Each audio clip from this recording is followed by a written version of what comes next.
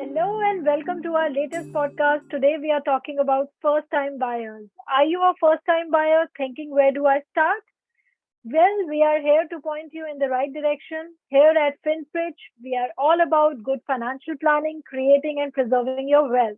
Today we have with us Rohit Rohela. Rohit is a chartered financial planner with 15 years of expertise in investments, pensions, and today's topic is mortgages. So Rohit, how are you doing today? I'm very good. And how are you, Lavika? I'm really good, thank you. So today we are going to discuss mortgages for first-time buyers. This is a question we often get asked by first-time buyers. Where does one start? Finding a property or getting a mortgage? That's a great question to start with, Lavika, and thank you for the kind words. I really enjoy talking to first time buyers. It can be a very exciting, but also a very nervous time when you're just getting started. A lot of people start searching for a property without knowing what they can actually afford to buy. This is why my advice to first time buyers is to first contact an independent mortgage advisor like us who can compare the market across 100 plus lenders and find the most suitable product for their needs. So we look at the first time buyer's earnings. So if you're salaried or employed, we look at your salary. If you're self employed, we look at your net profit, we look at existing debts and things like that. Based on this, we can do an agreement in principle with our chosen lender. So we've compared all the lenders and we have found the right lender for you. And that gives you a very good indication on the maximum mortgage you can secure. This is called doing an agreement in principle, which we do with the chosen lender. It's a soft credit search. So that's great, Rohit. So once the buyer has got an agreement in principle or AIP, what is the next step then? Can they start their property search at this stage? Absolutely. So now the buyer knows what mortgage they can get, and coupled with their deposit, this tells them about the property value they can look at. So now it's time to think about what type of property they want to buy. Is it a flat? Is it a house? Is it a bungalow, etc.? The research is done by looking on websites like Zoopla and Rightmove, and it's always a good idea to arrange a viewing of some properties that people like, and then actually go and see there what it is going to be. Looking for the property which is right can be a real minefield. Could you give our listeners some tips on factors that they should consider? Absolutely, it can be a real minefield. So what I'm going to do is I'm going to talk to you about some key aspects to look at, and they are essentially the property itself, the area where you're moving to, and the people. So with property, it is looking at the overall condition of the property, type of construction, when it was built, etc.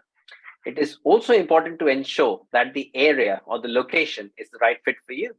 So, for example, does it have access to parks, civic amenities like gyms, green spaces, etc.?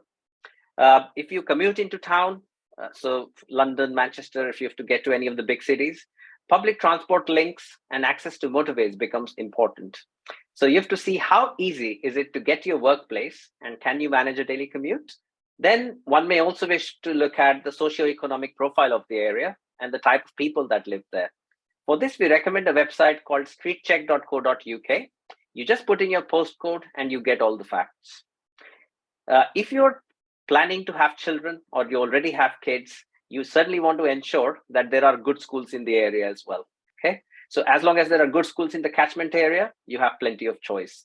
You can check the schools in the area and their Ofsted ratings. Ofsted stands for the Office for Standards in Education. And the website to look at is compare-schools-performance.service.gov.uk. It is so important to get a really good feel of the area you're looking to buy. It is best to just go to the area at a time when there are people around, such as a weekday afternoon or evening. Get a feel of how the commute is to your workplace in the peak hours. Maybe talk to the locals, see what they have to say. It is vitally important for first time buyers to know the area because you're going to be living there for years to come. So get to know it really, really well. Thanks, Rohit. There is a lot of useful information in there. We will put the links you refer to down in the description of this video. So, after all this research, hopefully our buyer has identified a property that ticks all their boxes. And what happens then? Right. So now the buyer has identified the property. So they make an offer to purchase it to the vendor. And typically, this is done by the estate agent who is responsible for selling the property. Provided the offer is accepted by the vendor, then the property purchase process begins. So our first time buyer is now very excited to step into their first home. Okay. So at this stage, the buyer comes back to us, the mortgage advisors. So we put together the mortgage application. We collect all the evidence required, such as salary slips, bank statements. So if you're salaried, it'll be just that. If you are self-employed, it'll be profit and loss accounts, balance sheets, SA 302s, and so on. So once all this is sent to the lender, to the lender's underwriter who's looking at the application, then one of two things will happen. Okay, either the application will be accepted or it will be a referred or reject. So it may be that we have to explain certain other things to the underwriter. And when it is fully accepted, the application is fully accepted, there are two things initiated. The lender instructs a chartered surveyor to value the property on their behalf. So they want to ensure that the market value of the property is in line with the agreed purchase price. Second, the buyer appoints a property lawyer called a conveyancer. The conveyancer should also be on the bank's panel, on the lender's panel. They carry out all the checks in relation to property ownership, environmental search, so whether there's a risk of flooding to the property, is there a history of that, whether there are water connections, sewage connections, and some other checks like covenants, for example. What are the boundary responsibilities, who maintains the left fence, who maintains the right fence, service charges if it is a flat, covenants, which are conditions attached to the property. You can do this or you can't do that.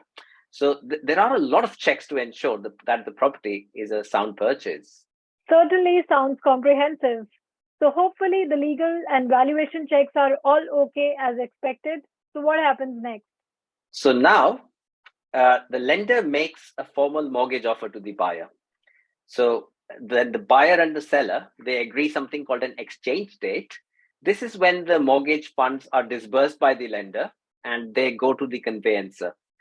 The buyer simultaneously sends his deposit money also to their conveyancer, and the conveyancer puts these two together, which essentially is the purchase price, and remits the funds to the vendor solicitor. This takes about a week, and following this, the completion date arrives. So the completion date is physically when the possession is handed over to our buyer. They get the keys and they can now, voila, move into their new home. That sounds like a very complex process with a lot of moving parts. Exactly. It can be very daunting if you're a first-time buyer listening to this, wondering, where do I go for this information? At Finsbridge, we are always happy to have a chat with you and discuss your unique circumstances. Feel free to reach out to us via the link below to our website. You can give us a call. Well, I'm sure the first-time buyers in the audience will find the information you provided today very useful indeed. And as Rohit said, we are here to help with any questions that you may have. So please feel free to contact us on the details now showing on your screen. Thank you all for listening to us and have a very lovely day. Thank you. Thank you, guys. Ciao.